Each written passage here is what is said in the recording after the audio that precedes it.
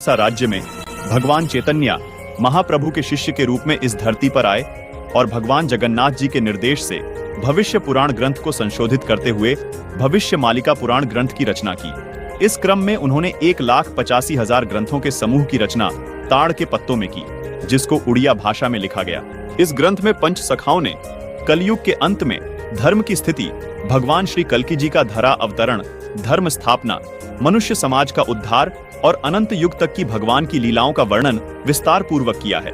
भविष्य मालिका में लिखी हुई प्रत्येक बात पत्थर की गाढ़ है। ये हमेशा सच साबित हुई है, जैसे कि भारत में मुगलों का अत्याचार, अंग्रेजों की गुलामी, स्वतंत्रता संग्राम की घटनाएं, स्वतंत्रता संग्राम सेनानियों का वर्णन, भारत देश का टूटकर आजाद होना, पाकिस्तान, बांग्लादेश, श्रीलंका, बर्मा देश का निर्माण, प्रथम विश्व युद्ध, द्वितीय विश्व युद्ध, अज्ञात रोग और महामारी आना आदि आदि, ये सभी घटनाएं घटित हो चुकी हैं। भविष्य मालिका पुराण के प्रस्तावना पृष्ठ पर लिखा है कि कलयुग का अंत हो चुका है। शास्त्रीय धारा एवं मनुस्मृति के आधार पर 4 युग का ही समय देखने को मिलता है। उन युगों के नाम हैं: पहला सतयुग, दूसरा त्रेता युग, तीसरा द्वापर युग और चौथा कलयुग। इन 4 युगों के बाद एक गुप्त युग भी आता है, जिसको अनंत युग या आद्य सतयुग कहते हैं। इस पुस्तक में बेहद हैरान करने वाली बातें लिखी हैं। भविष्य मालिका पुराण के अनुसार सन 2032 से पूर्व संपूर्ण विश्व में सभी धर्मों और पंथों का पुनर्गठन होकर सारे विश्व में केवल सत्य सनातन धर्म प्रतिष्ठित होगा। दर्शकों, आपको बता दें कि संत अच्युतानंद जी महाराज सहित 5 पंच सखा परमात्मा कबीर जी के समकालीन रहे हैं। 1480 से 1518 तक इन महापुरुषों का जीवन काल कबीर परमात्मा के समकालीन रहा। इसी दौरान कबीर परमात्मा जी ने भी ये बातें कही थी। आइए आपको कबीर परमात्मा द्वारा कही गई बातों और भविष्य मालिका पुराण में कही गई बातों में समानता की एक झलक दिखाते हैं।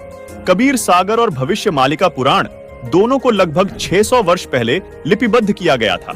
कबीर सागर के स्वसंवेद बोध अध्याय में कबीर परमात्मा ने कहा है कि 5 सहस और 500 जब कलयुग बीत जाए, महापुरुष फरमान तब जग तारण को आए। कबीर परमात्मा ने कहा था कि जब कलयुग लगभग 5505 वर्ष बीत जाएगा, तब वो महापुरुष दुनिया का उद्धार करने के लिए आएगा। दर्शकों, कबीर सागर के बोध सागर अध्याय में लिखा है कि 5505 तब ये शब्द होगा सांचा। यही बात भविष्य मालिका पुराण में लिखी है। देखिए, इसमें लिखा है कलयुग 5000 साल पूर्ण होगा, तब भक्त और भगवान की लीला का प्रकाश होगा। वहीं कबीर परमात्मा ने कबीर सागर में अपनी वाणी में कहा है कि यथा सरित गण आप ही मिले सिंधु में धाये, सत्य सुकृत के मध्य तिमि सभी पंथ समाये। यहाँ कबीर साहिब जी ने कहा है कि जिस तरह सब नदियां अंत में समुद्र में समा जाती हैं, इसी प्रकार उस महापुरुष के आने के बाद सब पंथ, सब धर्म एक होकर एक पंथ बन जाएंगे और उस महापुरुष के द्वारा चलाया गया एक पंथ रहेगा, जो सत्य सनातन पंथ होगा। यही बात भविष्य मालिका पुराण में लिखी है। लिखा है कि भविष्य मालिका पुराण के अनुसार सन 2032 से पूर्व संपूर्ण विश्व में सभी धर्मों और पंथों का पुनर्गठन होकर सारे विश्व में केवल सत्य सनातन धर्म प्रतिष्ठित होगा। दर्शकों, अब जानना यह है कि आखिर वो महापुरुष कौन है जिसके बारे में कबीर सागर में लिखा है। जो जग तारण को आएगा वो अवतार कौन है जिसके बारे में भविष्य मालिका पुराण में लिखा है कि 2032 से पहले पहले वो महापुरुष सभी धर्मों का पुनर्गठन करके सारे विश्व में सत्य सनातन धर्म को प्रतिष्ठित कर देगा।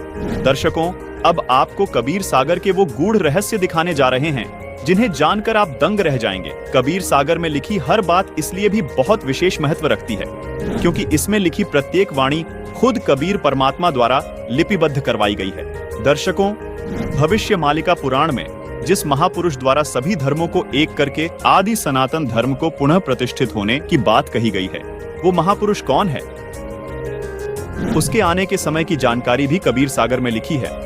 दर्शकों, जैसा कि आपने भविष्य मालिका पुराण में देखा कि कलयुग के 5000 वर्ष बीत जाने के बाद भगवान और भक्त की लीला का प्रकाश होगा। जिस महापुरुष का जिक्र भविष्य मालिका पुराण में है, उस महापुरुष का कबीर सागर में स्पष्ट वर्णन देखने को मिलता है तथा उस महापुरुष की पहचान भी बताई है। आइए अब आपको कबीर सागर में दिखाते हैं। दर्शकों, कबीर सागर में बोध सागर के स्वसंवेद बोध पृष्ठ 121 पर लिखा है, चौथा युग जब कलयुग आई, तब हम अपनो अंश पठाई, काल फंद छूटे नर लोई, सकल सृष्टि प्रवाणिक होई, घर घर देखो बोध विचारा, सतनाम सब ठोर उचारा। 5505 तब ये वचन होगा सांचा। कलयुग बीत जाए जब एता, सब जीव परम पुरुष पद चेता। जिसका भावार्थ ये है कि जब चौथा युग यानी कलयुग आएगा, वह कलयुग 5505 वर्ष बीत जाएगा, तब परमात्मा अपने ज्ञान का प्रकाश करने के लिए इस धरा पर आएंगे। वह सब जीव उनके अद्भुत ज्ञान को सुनकर पूर्ण परमात्मा की भक्ति करेंगे, यानी सतनाम का जाप करेंगे। अब दर्शकों, सवाल ये है कि वो महापुरुष जिसका जिक्र कबीर सागर और भविष्य मालिका पुराण कर रही है, वो महापुरुष कहाँ आएगा और कैसे आएगा? आइए ये भी जानते हैं कि उसकी पहचान कैसे होगी। देखिए, कबीर सागर में कबीर वाणी के बोध सागर के पृष्ठ 137 पर लिखा है कि 12वें पंथ प्रकट हुए वाणी, शब्द हमारे की निर्णय थानी। अस्थिर घर का मर्म न पावे, ये 12 पंथ हम ही को ध्यावे। 12वें पंथ हम ही चलावे, सब पंथ मेट कर एक ही पंथ चलावे। भावार्थ है कि 12वें पंथ में कबीर परमात्मा की वाणी प्रकट होगी, यानी 12वें पंथ से ही कबीर साहिब जी का यथार्थ ज्ञान प्रकट होना शुरू होगा। उसके बाद 12वें पंथ में कबीर परमात्मा ने कहा कि मैं खुद चलकर आऊंगा और इन सब पंथों को मिटाकर एक पंथ चलाऊंगा। जैसा कि भविष्य मालिका पुराण में भी प्रमाण मिलता है कि उस महापुरुष द्वारा सब धर्मों का पुनर्गठन होकर केवल एक सत्य सनातन धर्म प्रतिष्ठित हो जाएगा। दर्शकों, कबीर सागर में लिखी इन वाणियों को पढ़ने के बाद 3 सवाल और निकलकर सामने आते हैं, जिनका जवाब हम इसी कबीर सागर में खोजेंगे। सवाल नंबर 1, ये जो वाणियां बोली गई हैं, ये कब सत्य सिद्ध होंगी? सवाल नंबर 2, वो 12वां पंथ कौन सा है जिसमें चलकर खुद कबीर साहिब जी महापुरुष के रूप में आएंगे? सवाल नंबर 3, वो महापुरुष कौन है? पहला सवाल था, ये वाणियां कब सत्य सिद्ध होंगी? इसका जवाब कबीर सागर में कबीर वाणी के बोध सागर के पृष्ठ 137 पर लिखा है। देखिए, 5505 तब ये शब्द होगा सांचा। मतलब कलयुग के 5505 वर्ष बीत जाने के बाद ये वचन सत्य सिद्ध होंगे। आइए अब देखते हैं कलयुग के 5505 वर्ष कब पूरे होते हैं। कलयुग 4,32,000 वर्ष का होता है। तो अब हमें देखना यह है कि आज कलयुग कितना बीत चुका है और कलयुग के 5505 वर्ष कब पूरे होते हैं, क्योंकि कबीर साहिब जी ने भी कलयुग 5505 वर्ष बीतने को विशेष बताया है। दर्शकों, कबीर सागर में बोध सागर के स्वसंवेद बोध पृष्ठ 121 पर लिखा है, चौथा युग जब कलयुग आई, तब हम अपनो अंश पठाई। काल फंद छूटे नर लोई, सकल सृष्टि प्रवाणिक होई। घर घर देखो बोध विचारा, सतनाम सब ठोर उचारा। 5505 तब ये वचन होगा सांचा। कलयुग बीत जाए जब एता, सब जीव परम पुरुष पद चेता। अब आपको 2 पवित्र पुस्तकों से प्रमाणित करते हैं कि कलयुग के 5505 वर्ष कब पूरे हुए। दर्शकों, आपको यहाँ हम याद दिलाना चाहेंगे कि इन दोनों पुस्तकों को आदरणीय शंकराचार्य जी व पूरा हिंदू समाज प्रमाणित मानता है। पहली पुस्तक का नाम है ज्योतिर्मय ज्योतिर्मठ, जिसके संपादक, लेखक एवं संकलन करता है विष्णु दत्त शर्मा, और दूसरी पुस्तक का नाम है हिमालय तीर्थ, जिसके प्रकाशक है रणजू चक्रवर्ती। आदि शंकराचार्य की जीवनी पुस्तक में लिखा है कि आदि शंकराचार्य जी का जन्म ईशा जी से 508 वर्ष पहले हुआ था। फिर पुस्तक हिमालय तीर्थ में भविष्यवाणी की है, जो आदि शंकराचार्य जी के जन्म से पहले की है। कहा है कि आदि शंकराचार्य जी का जन्म कलयुग के 3000 वर्ष बीत जाने के बाद होगा। अब गणित, यानी सन 2024 में कलयुग कितना बीत चुका है। आदि शंकराचार्य जी का जन्म ईशा जी से 508 वर्ष पहले हुआ था। आदि शंकराचार्य की जीवनी पुस्तक के अनुसार शंकराचार्य जी का जन्म हुआ कलयुग 3000 वर्ष बीत जाने पर। मतलब वर्ष 2024 में कलयुग बीत चुका है 3000 जमा 2532 वर्ष, यानी गणित के हिसाब से आज कलयुग 5532 वर्ष बीत चुका है। दर्शकों, अब देखना यह है कि आज 2024 में से कितने वर्ष कम करने पर कलयुग के 5505 वर्ष पूरे होते हैं। मतलब 27 साल पहले कलयुग के 5505 वर्ष पूरे हो चुके थे और साल था 1997। जी हाँ, बिल्कुल, वर्ष 1997 में कलयुग 5505 वर्ष बीत चुका था। हमारा दूसरा सवाल यह था कि कबीर साहिब जी का 12वां पंथ कौन सा है, जिसमें कबीर साहिब जी खुद चलकर आएंगे। इसका जवाब भी हमें कबीर सागर में बोध सागर के कबीर चरित्र बोध के पृष्ठ नंबर 1870 पर मिलता है। इस पृष्ठ पर आप देख रहे हैं कि कबीर साहब जी के 12 पंथों का विवरण है, जिसमें 12वां पंथ गरीबदास जी का पंथ बताया गया है। यानी कबीर साहब जी द्वारा गरीबदास जी वाले 12वें पंथ में आने की बात कबीर सागर में कही गई है। अब आप सोच रहे होंगे कि ये गरीबदास जी कौन है और इनका जन्म कब हुआ। इसका जवाब भी हमें कबीर सागर में कबीर वाणी के बोध सागर के पेज 136 पर मिलता है। लिखा है कि संवत 1775 हुई। यहाँ 75 गलत प्रिंट हुआ है, ये 74 है, सही वाणी है। संवत 1774 हुई। ता दिन प्रेम प्रकटे जग सोई, यानी जिसके माध्यम से कबीर परमात्मा की वाणी प्रकट होगी उसका जन्म संवत 1774 में होगा। आपको बता दें कि गरीबदास जी का जन्म संवत 1774 में हुआ था। उनके माध्यम से कबीर साहिब जी ने अपना संपूर्ण ज्ञान प्रकट किया। दर्शकों, आप जान चुके हैं कि 12वां पंथ गरीबदास जी महाराज का पंथ है। यहाँ कबीर साहिब जी ने यह भी स्पष्ट किया है कि 12वें पंथ वाले भी मेरी वाणियों को पढ़ेंगे लेकिन समझ नहीं पाएंगे, इस कारण पार नहीं हो पाएंगे, यानी मोक्ष प्राप्त नहीं कर पाएंगे। इसलिए इन 12 पंथों को खत्म करके पूर्ण परमात्मा खुद पूर्ण संत के रूप में 13वां पंथ चलाएंगे, जिससे बिचली पीढ़ी में आने वाली हंस आत्माएं मोक्ष प्राप्त करेंगी। इस बिचली पीढ़ी को ही भविष्य मालिका पुराण में आद्य सतयुग कहा है। कबीर सागर में कबीर वाणी के बोध सागर के पृष्ठ 137 पर लिखा है कि प्रथम चरण कलयुग निर्याना, तब मगहर मांडो मैदाना। यहाँ कबीर परमात्मा ने कहा है कि जब मैं मगहर से सहशरीर सतलोक जाऊंगा, वो कलयुग का प्रथम चरण चल रहा होगा। आइए अब इस वाणी में देखिए। कबीर सागर में कबीर वाणी के बोध सागर के पृष्ठ 137 पर लिखा है कि धर्मदास मेरी लाख दुहाई, मूल शब्द बाहर न जाई। पवित्र ज्ञान तुम जग में भाको, मूल ज्ञान गोई तुम राखो। मूल ज्ञान जो बाहर पढ़ी, बिचली पीढ़ी वंश हंस नहीं तरही। यहाँ बिचली पीढ़ी मतलब कलयुग का दूसरा चरण अथवा बीच वाला चरण है। दर्शकों, यहाँ स्पष्ट करना चाहेंगे कि जिस समय को भविष्य मालिका पुराण में आधे सतयुग कहा है, उसको कबीर परमात्मा जी ने कबीर सागर में बिचली पीढ़ी यानी कलयुग का दूसरा चरण कहा है, और धर्मदास जी को चेताते हुए कहा कि हे धर्मदास, यदि ये मूल ज्ञान अथवा मूल मंत्र अगर नकली संतों के हाथ लग गए तो दूसरे चरण वाली यानी बिचली पीढ़ी में आने वाली आत्माएं मोक्ष प्राप्त नहीं कर पाएंगी। मतलब जो आधे सतयुग में जन्म लेगा उसका पूर्ण लाभ वो आत्माएं नहीं उठा पाएंगी। भविष्य मालिका पुराण में लिखी इस बात को भी विस्तार से समझाते हैं कि वो महापुरुष कौन है। आइए कबीर सागर से आपको स्पष्ट करते हैं, जो खुद कबीर परमात्मा द्वारा बोला गया सूक्ष्म वेद है।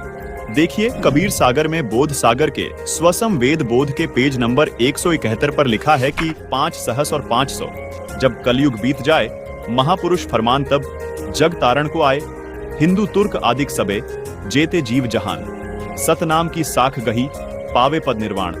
यथा सरितगण आप ही मिले सिंधु में धाय, सत सुकृत के मध्य तिमी सभी पंथ समय। जब लग पूर्ण हुए नहीं ठीके को तिथिवार, कपट चातुरी तभी लो स्वसंवेद निराधार। सभी नारी नर शुद्ध तब जब ठीक का दिन आवन, कपट चातुरी छोड़ के शरण कबीर गहन। एक अनेक हो गए पुनः अनेक हो एक, हंस चले सतलोक सब सत्य नाम की टेक। घर घर बोध विचार हो दुर्मति दूर बहाए, कल युग में सब एक हो बढ़ते सहज सुभाए। कबीर साहिब जी यहाँ स्पष्ट कर रहे हैं कि कलयुग अभी समाप्त नहीं हुआ है। कलयुग के अंदर ही एक समय ऐसा आएगा जब कलयुग में ही सब एक होकर सहज स्वभाव वाले हो जाएंगे।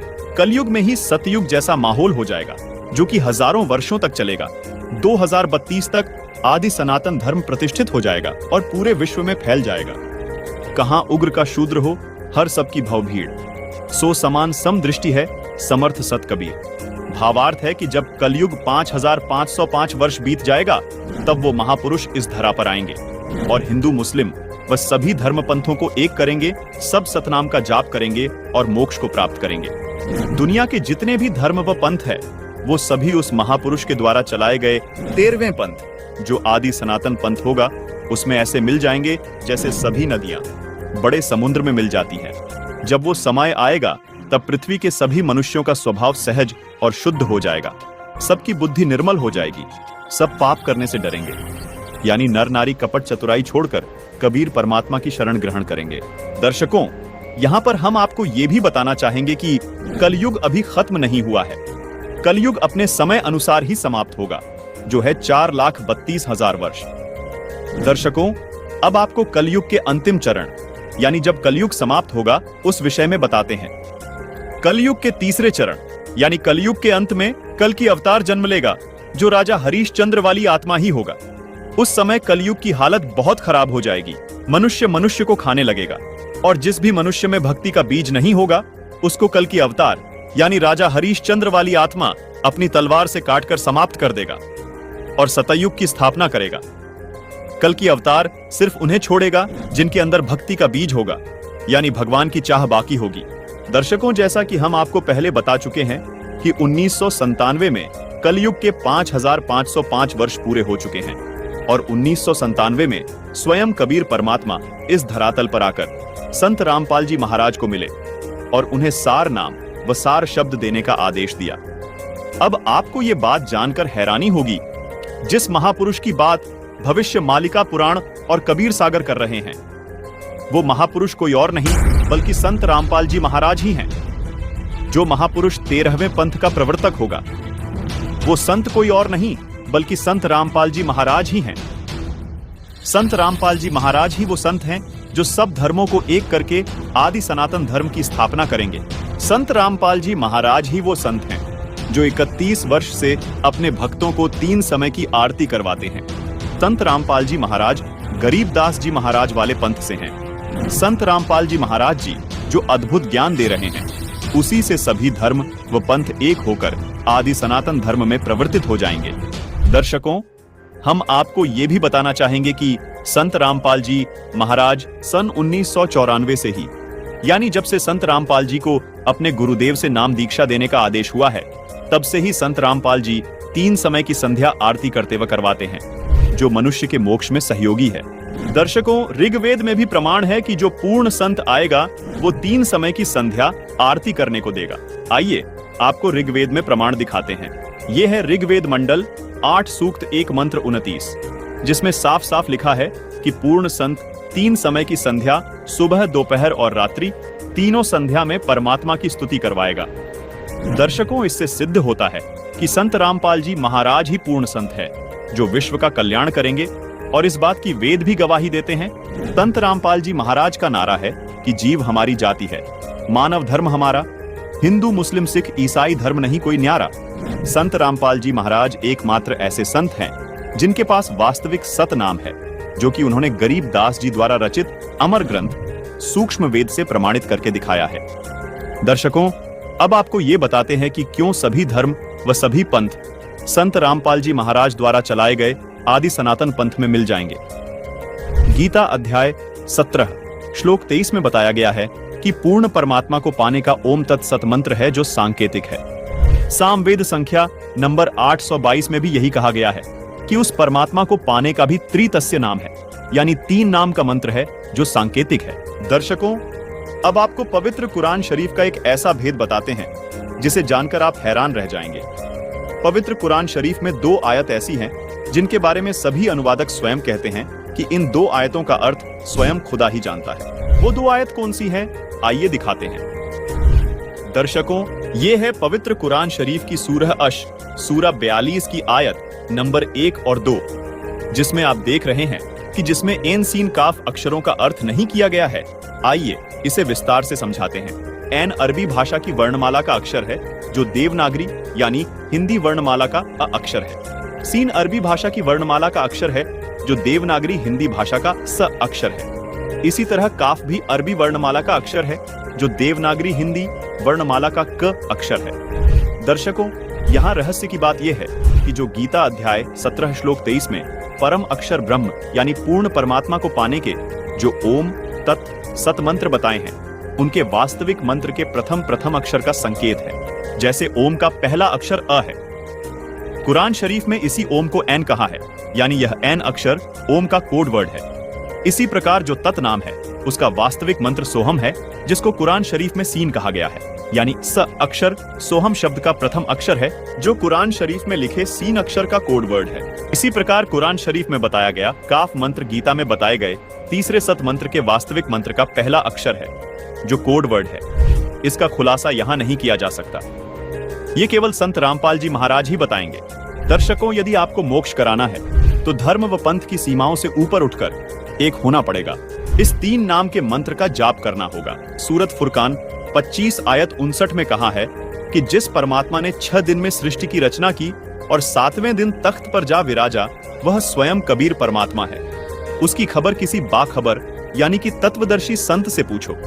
दर्शकों, मजे की बात यह है कि गीता जी में भी अध्याय 4 श्लोक 34 में तत्वदर्शी संत के पास जाने को कहा है। दर्शकों, ये 3 सांकेतिक नाम जो गीता, वेद व कुरान शरीफ में बताए गए हैं, ये मंत्र संत रामपाल जी महाराज सन 1997 से अपने शिष्यों को दीक्षा में दे रहे हैं। एक और